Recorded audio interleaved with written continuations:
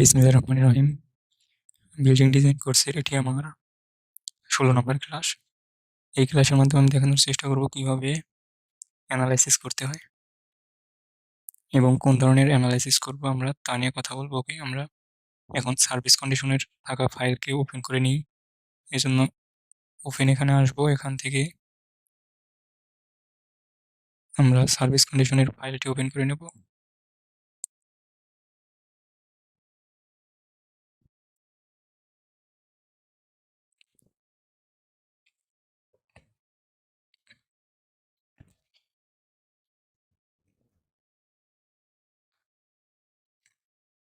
ওকে, service কন্ডিশনে থাকা file আমরা ওপেন করে নিলাম।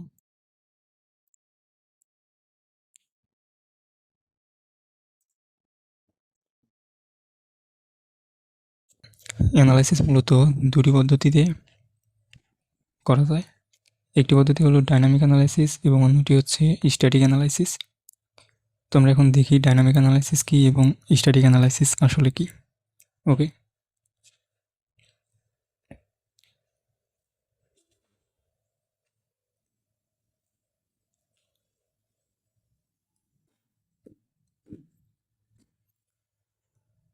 প্রথমে আমি স্ট্যাটিক অ্যানালাইসিস সম্পর্কে বলছি।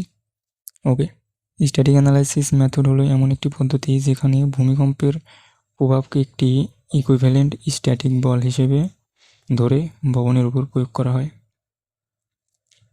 অর্থাৎ এখানে ভূমিকম্পের আসল গতিশীল আচরণ সরাসরি বিশ্লেষণ করা হয় না, বরং ভূমিকম্পের প্রভাবকে একটি স্থির ল্যাটারাল ফোর্স হিসেবে ধরা হয় এবং সেই বল ব্যবহার করে ভবনের বিভিন্ন অংশে কত বল পড়ল তা নির্ণয় করা হয়।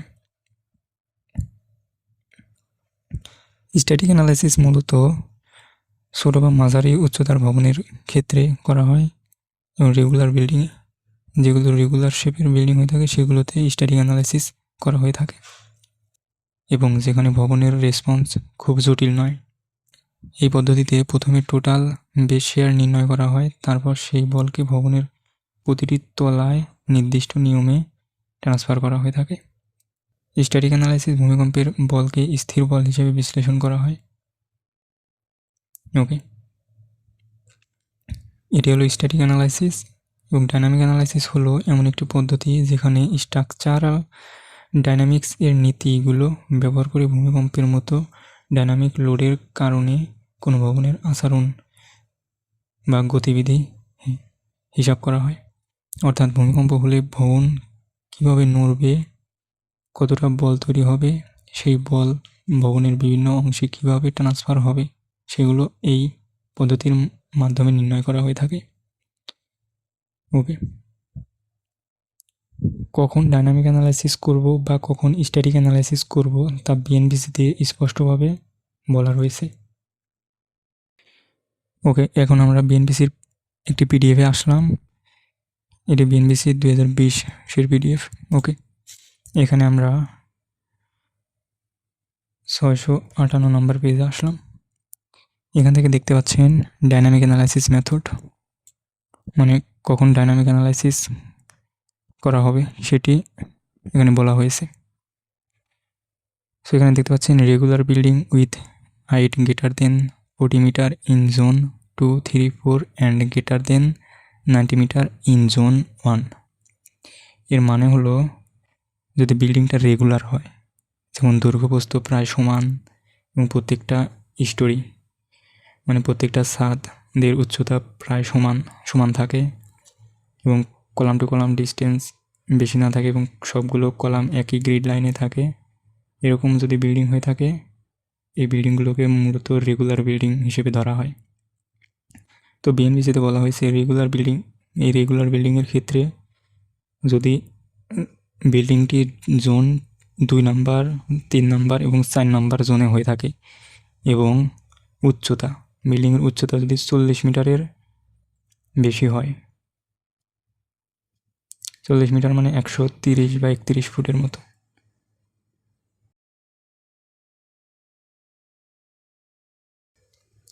বা 40 মিটারের বেশি হলে তখন আমাদের ডাইনামিক অ্যানালাইসিস প্রয়োগ করতে হবে। এটা আছে। এবং greater than 90 metre in zone 1 এবং জোন 1-এ যদি হয়, বিল্ডিংটি যদি জোন 1-এ, তখন বিল্ডিংটি যদি জোন 1-এ অবস্থিত হয় এবং 90 মিটারের বেশি হলে তখন হচ্ছে ডাইনামিক অ্যানালাইসিস প্রয়োগ করতে হবে। বি নাম্বারে বলা হয়েছে ইররেগুলার বিল্ডিং। ইররেগুলার বিল্ডিং কোনগুলো? যেগুলোর দৈর্ঘ্য প্রস্থের অনুপাত অনেক বেশি, দৈর্ঘ্য বেশি এবং প্রস্থ খুবই কম, এবং ফ্লোর টু ফ্লোর হাইট যদি এক এক ফ্লোরে এক এক রকম হয়, সেগুলো ইররেগুলার বিল্ডিং। এবং কলামের গ্রিড লাইনগুলো যদি একই লাইনে যদি না থাকে, কলাম ডিস্টেন্স অনেক বেশি হলে, সেগুলো মূলত irregular building. With height greater than 12 metre in zone 2, 3, 4, উচ্চতা যদি 12 মিটারের বেশি হয় এবং বিল্ডিংটি যদি 2 নম্বর জোন, 3 নম্বর জোন এবং 4 নম্বর জোনে হয়, তাহলে ডাইনামিক অ্যানালাইসিস দিতে হবে। এবং যদি and greater than 40 metre in zone 1 এবং জোন 1-এর জন্য 40 মিটারের বেশি হলে ডাইনামিক অ্যানালাইসিস অ্যাপ্লাই করতে হবে। ওকে, আশা করি ডাইনামিক অ্যানালাইসিস এবং স্ট্যাটিক অ্যানালাইসিস সম্পর্কে ভালো ধারণা পেয়েছেন। তো আমাদের এই বিল্ডিংটি যেহেতু একটি ছোটো বিল্ডিং এবং রেগুলার শেপের বিল্ডিং, এটি খুবই ছোটো বিল্ডিং এবং রেগুলার শেপের বিল্ডিং, এবং এটির হাইট, যেহেতু এটি 7 তলা, সেটির হাইট আমরা দেখিনি কত ফিট রয়েছে। এটির হাইট রয়েছে আমাদের 104 ফিট। সো এটি আমাদের 40 মিটারের কম, 130 ফিটের কম রেগুলার বিল্ডিং, এবং এটি 130 ফিটের কম। সুতরাং আমরা এই মডেলে বা এই স্ট্রাকচারে স্ট্যাটিক অ্যানালাইসিস প্রয়োগ করব। আমাদের একটি ডাইনামিক অ্যানালাইসিসে যেতে হবে না, যা আমরা বিএনবিসি 2020 অনুযায়ী দেখলাম। ওকে, অ্যানালাইসিস করার পূর্বে একবার বিল্ডিংটা চেক করে নিই, দেখি কোথাও ওয়ার্নিং রয়েছে কিনা। এই জন্য অ্যানালাইসিস থেকে চেক মডেল এখানে আসবো, এখান থেকে সবগুলো অন করব, সবগুলো টিক দিয়ে দেবো, এরপরে ওকে দেব। এরপর কিছুক্ষণ ওয়েট করতে হবে। সো এখানে warning model has been checked, no warning message were generated. Okay, কোনো ওয়ার্নিং নয় আমাদের মডেলে। সো এখন আমরা অ্যানালাইসিস করতে পারি। অ্যানালাইসিস করার জন্য আমরা অ্যানালাইসিস আসবো, আবার অ্যানালাইসিস থেকে set load case to run এখানে আসবো। এখানে এসে calculate diaphragm centre of rigidity এটি অন রাখবো এবং মোডাল এখন অফ করে দিই, এটি আমাদের লাগবে না এবং সবগুলো এখান থেকে রান হবে। ওকে, এখানে এসে জাস্ট রান নাও এখানে দিলে মডেলটি অ্যানালাইসিস হবে।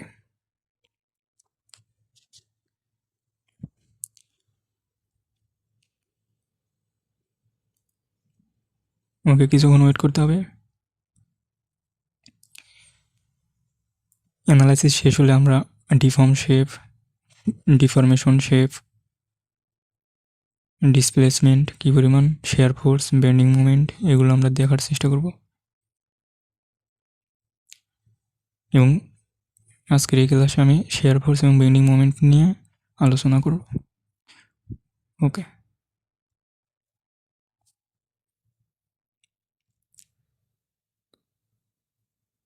সো দেখতে পাচ্ছেন এখানে অ্যানালাইসিস হয়েছে।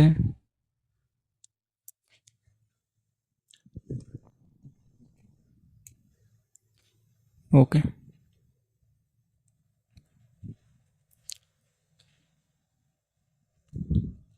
এখান থেকে দেখতে পাচ্ছেন 3D ভিউ, ডিসপ্লেসমেন্ট, এনসি। এখান থেকে ডিসপ্লেসমেন্টের পরিমাণ দেখাচ্ছে।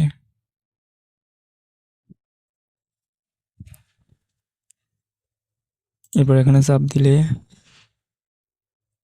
ডিসপ্লেসমেন্ট লাইভ লোডের জন্য দেখাচ্ছে। এখানে পার্টিশনের জন্য ডিসপ্লেসমেন্ট দেখাচ্ছে। ওকে,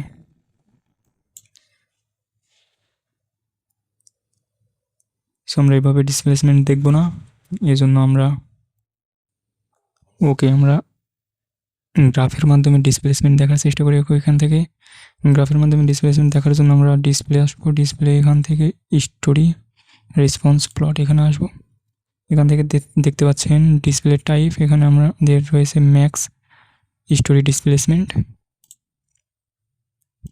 বেঁকে গেছে সেটি, এবং লোড কেস ডেড লোডের জন্য আমাদের এখানে ডিসপ্লেসমেন্ট দেখাচ্ছে এরকম ম্যাক্স 0.22, টপ ফ্লোরেরও রয়েছে এটি 0.22 ইঞ্চি। এবং এখান থেকে যদি আমরা লোড কেস নির্বাচন করি, যেমন ডেড লোড অ্যান্ড লাইভ লোডের জন্য ডিসপ্লেসমেন্টের পরিমাণ 0.417 ইঞ্চি টপ ফ্লোরে টপে। এখান থেকে অনেক কিছুই দেখা যাবে, diaphragm deep, max story deep এটি দেখা যাবে।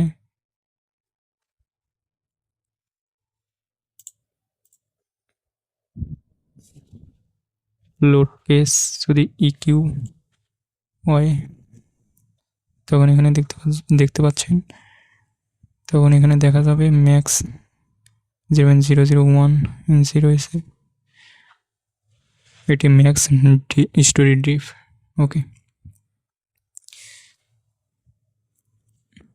আজকে যেহেতু আমরা শেয়ার ফোর্স এবং বেন্ডিং মোমেন্ট নিয়ে আলোচনা করবো, সো শেয়ার ফোর্স এবং বেন্ডিং মোমেন্ট কি তা আমি আগে বুঝিয়ে বলছি।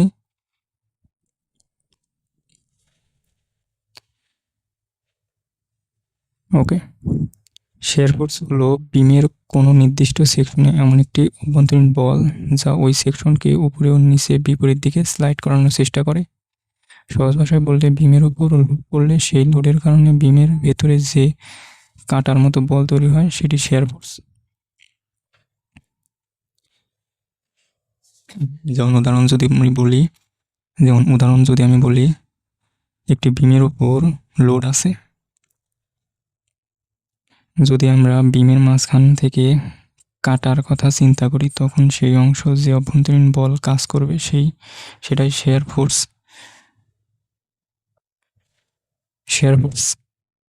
আসার কারণে আমরা বিমে শেয়ার রিবার ব্যবহার করি, যেমন স্টিরাপ বা ট্রাই, এগুলো আমরা এই শেয়ারের জন্যই ব্যবহার করি। শেয়ার রেজিস্ট করার জন্য আমরা এই টাই বা স্টিরাপগুলো ব্যবহার করি।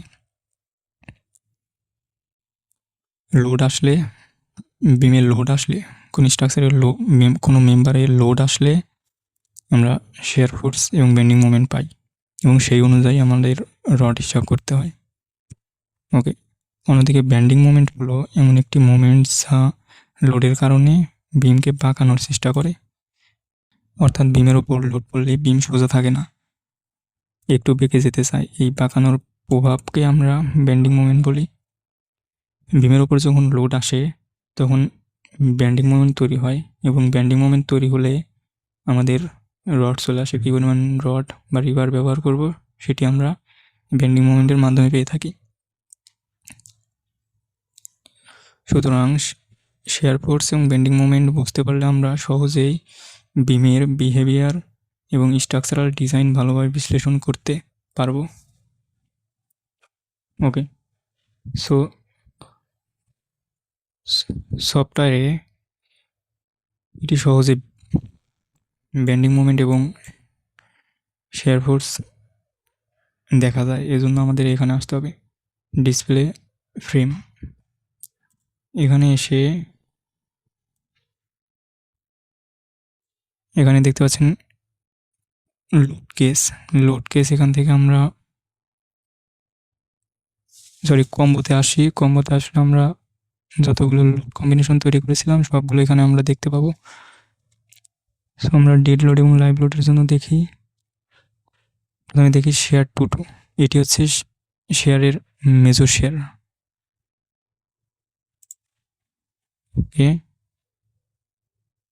এখান থেকে যদি আমরা অ্যাপ্লাই দেই তাহলে এরকম দেখতে পাবেন।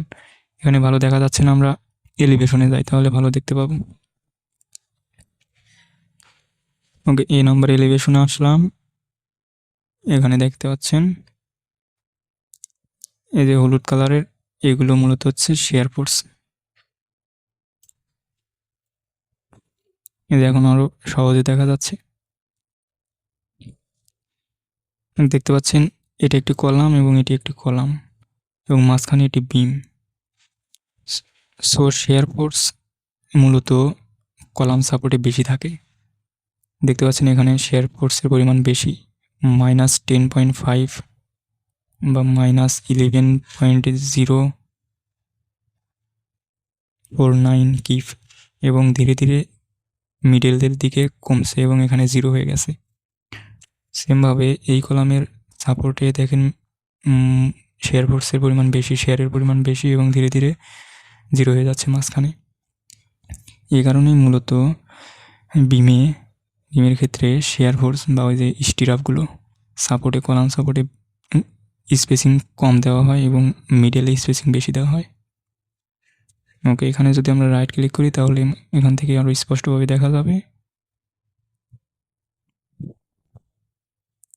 এই যে শেয়ার ফোর্স এখানে সাপোর্টে বেশি এবং মিডলে কম বা 0, এখানে প্রায় 0। ওকে,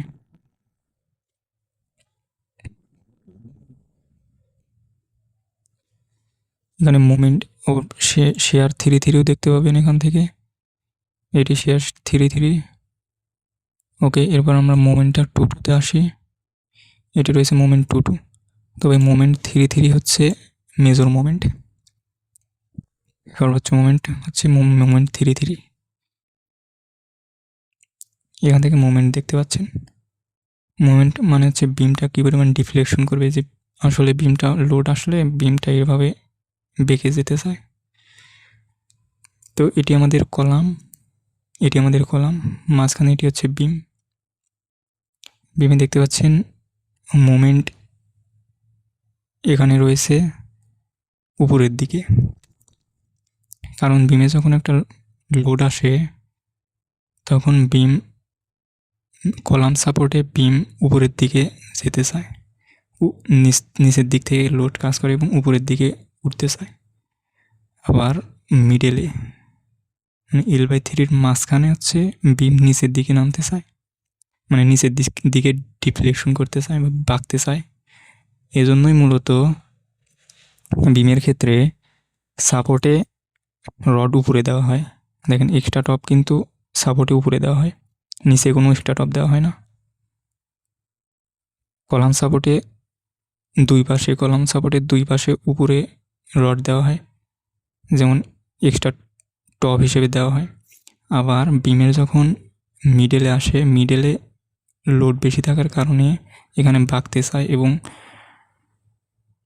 যখন বাঁকতে চায় তখন বিমের নিচে হচ্ছে টেনশন কাজ করে। তো এই টেনশন রেজিস্ট করার জন্য নিচে হচ্ছে বেশি রড দেওয়া হয়, এজন্য নিচে এক্সট্রা বটম দেওয়া হয়। কারণ কনক্রিট টেনশন নিতে পারে না, কম্প্রেশন নিতে পারে। এ কারণেই বিমে কলাম সাপোর্টে এক্সট্রা টপ এবং কলামের মিডলে এক্সট্রা বটম দেওয়া হয়। এখানে রাইট ক্লিক করলে আরও ভালোভাবে দেখতে পাবেন মোমেন্ট 3। এখানে দেখেন 4.2 ফিটে রয়েছে হচ্ছে উপরের দিকে মোমেন্ট, মানে উপরের দিকে টেনশন কাজ করতেছে এই সাপোর্টে, উপরের দিকে টেনশন কাজ করতেছে। এই টেনশনকে রেজিস্ট করার জন্য উপরে আমরা এক্সট্রা টপ ব্যবহার করে থাকি। ওকে, এগুলো আমরা ডিটেলিং করব আস্তে আস্তে, অটোক্যাডে ডিটেলিং করব। এবং এখানে দেখতে পাচ্ছেন মিডলের নিচের দিকে ডিফ্লেকশন এবং নিচের দিকে টেনশন কাজ করতেছে। নিচে হচ্ছে আপনার টেনশন, বিমের নিচে টেনশন, সো নিচের দিকে বেঁকে গেছে এবং নিচেই তখন রড ইউজ করা হয়। ওকে, সেমভাবে এই কলামের এইটুক সাপোর্টেও, এই কলামের এখানেও উপরের দিকে টেনশন কাজ করছে। ওকে, আশা করি শেয়ার ফোর্স এবং বেন্ডিং মোমেন্ট সম্পর্কে ধারণা পেয়েছেন।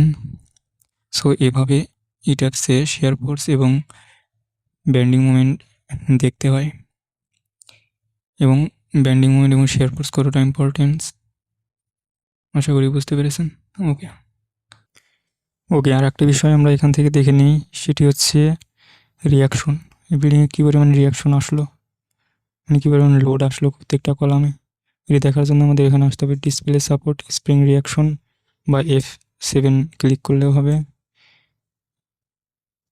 আচ্ছা আগে আমরা বেজে যাই, এখান থেকে বেজে আসলাম, বেজ থেকে এখান থেকে আমরা আবার আসব এই যে রিয়াকশন, এখানে এখানে এসে আমরা কম্বো এখান থেকে সিলেক্ট করব। আমরা ডেড লোড প্লাস লাইভ লোডের জন্য দেখে নিই, এখানে এফজেড দেখব, মানে কী পরিমাণে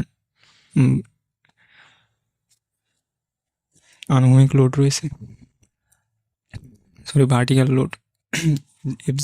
এফজেড মানে হচ্ছে নিচের দিককার লোডগুলো দেখব, ভার্টিক্যাল লোড কী পরিমাণ রয়েছে সেটি দেখব। ওকে এখান থেকে দেখতে পাচ্ছেন প্রত্যেকটা কলামের ডেড লোড এবং লাইভ লোড রয়েছে। এত যে এই কলামে রয়েছে 131.12 কিফ, তারপরে এই কলামে 109, এই কলামে 45, যেটি তো আমাদের লিফট কোর। এই কলামে রয়েছে 180, এখানে রয়েছে 232। মিডলের কলামগুলোতে লোড বেশি আসছে, এটি স্বাভাবিক। এখানে রয়েছে 494 এবং এখানে রয়েছে 550 এবং এই কলামে রয়েছে 335 এবং এই কর্নারের কলামগুলোতে লোড আর কম আসছে।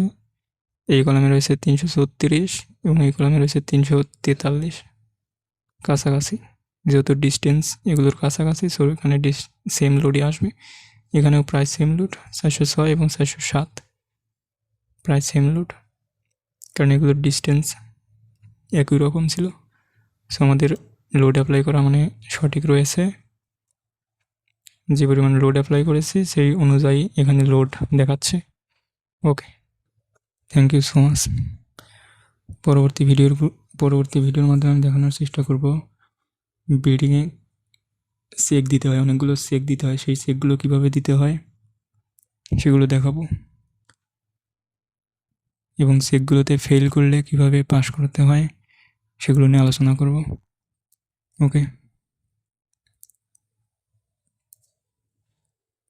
Thank you.